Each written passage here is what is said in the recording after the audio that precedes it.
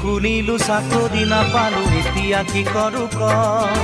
গাঁৱত পৰি আছে মাটি তিনি পুৰা খেতিতে ধৰণি ক পঢ়িলো শুনিলো চাকৰি নাপালো এতিয়া কি কৰো ক গাঁৱত পৰি আছে মাটি তিনি পুৰা খেতিতে ধৰণি ক নাঙলৰ মুঠিতে কিমান শকতি আজি বুজি পালো মই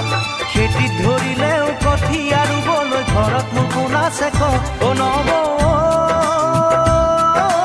মোলৈ এজনী ছোৱালী চালি নে নাই অ নবৈ